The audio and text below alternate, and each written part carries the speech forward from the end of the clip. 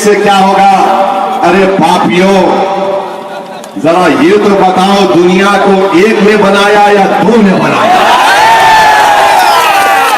इस दुनिया में सूरज जो जिसने बनाया वो एक ने बनाया या दो ने बनाया?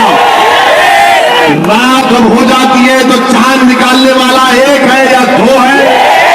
हमारे सरों पर या आसमान का शामियाना एक ने बनाया या दो ने बनाया? इस शामियाने पर सितारे नजर आते, वो एक ने बनाया या दो ने बनाया? जब एक है तो उस एक का रास्ता इस एक शेर को कामयाब कर दो।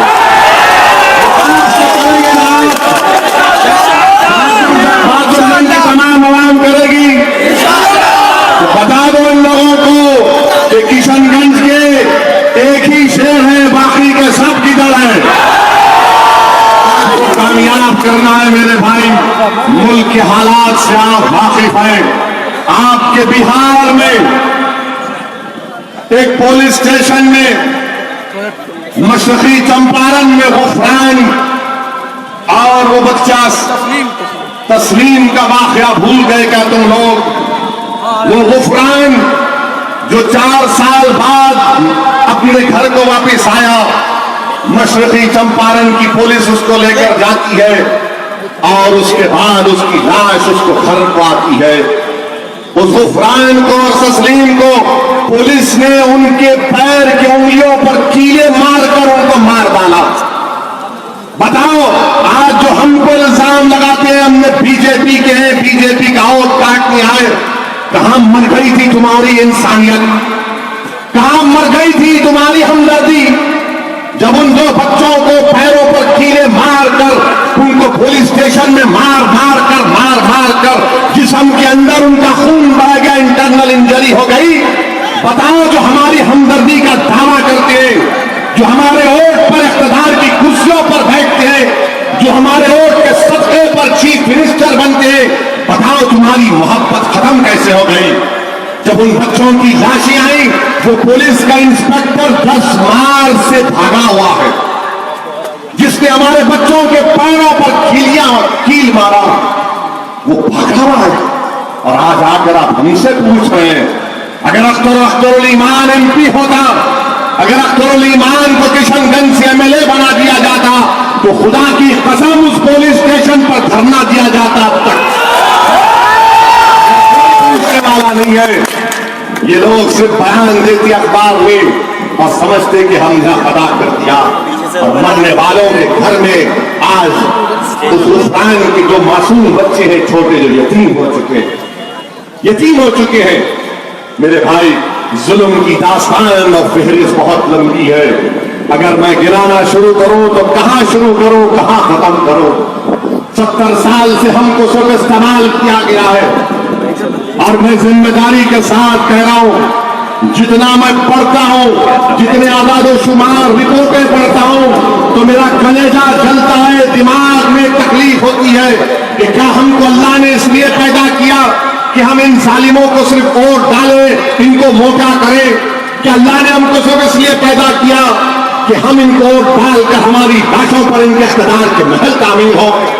कि अल्लाह ने हमको इसलिए पैदा किया कि हम इनकी गुलामी करें सेकुलरिज्म के नाम पर? नहीं मेरे भाई, अब इनकलाब लिखना पड़ेगा, इनकलाब का आगाज करना पड़ेगा।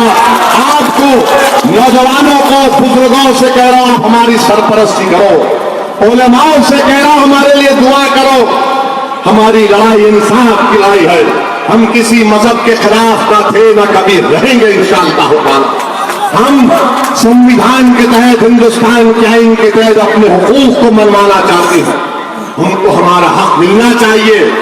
हम किसी के गुलाम नहीं है। तुम 70 साल से ऊंची टेबल और कुर्सी पर बैठकर हमारे मुस्तकबिल के फैसले किए। आज मंजलिस से कह रही है कि जब तुम उस कुर्सी पर बैठोगे, उस टेबल पर बैठोगे, तो अख्तरुल ईमान को भी बिठाना पड़ेगा। अख्तरुल ईमान बैठकर हमारे मुस्तकबिल के फैसले करेगा। तुम हमारे मुस्तकबिल के फैसले नहीं किए, तुम तो हमको बर्बाद कर दिए। तुम्हारे खानदान के लोग तुम्हारे घरों में चिराग लग गए, महलात बन गए, और हमारे मुकद्दर में गुर्बत, बर्बादी, और हमारे घर को हमारे बच्चों की लाशें आती हैं।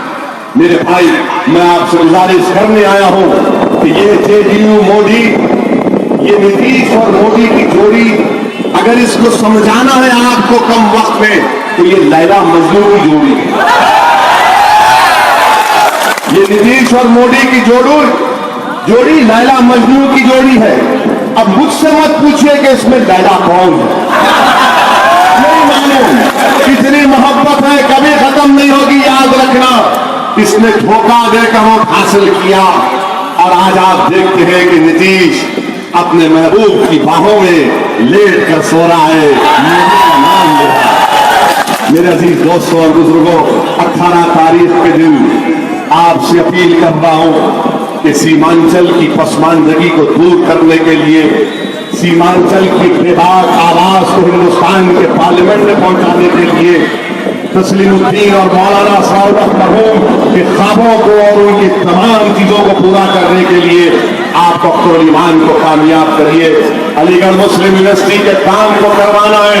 इंशाअल्लाह ताला हिंदुस्तान में एक नई हुकूमत बनेगी। आप याद रखना मेरी इस बात को। आप याद रखना कि रमजान का महीना होगा, 23 मई को 17 रमजान है। 23 मई को 17 रमजान है। 17 रमजान को क्या हुआ था? क्या हुआ था 17 रमजान को?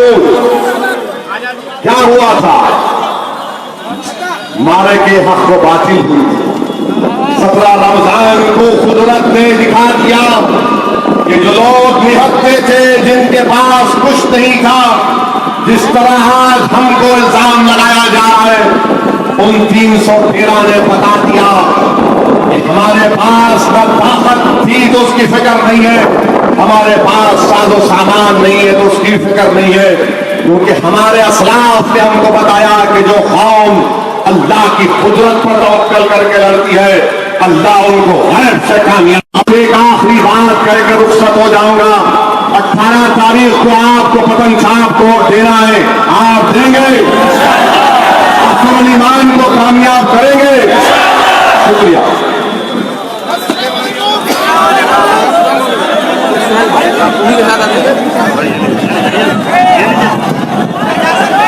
अब A1 टाउनशिप शमशाबाद और मोइनाबाद के बाद एक और शानदार प्रोजेक्ट लाए हैं नियर जहांगीर पीर दरगाह कोतूर, जो कि बैंगलोर हाईवे से 6 किलोमीटर जॉनसन एंड जॉनसन और नाटको फार्मा जैसी मल्टीनेशनल कंपनीज के करीब, जहां घर बनाकर रह सकते हैं, जो है बिल्कुल बिल्कुल बिल्कुल आबादी से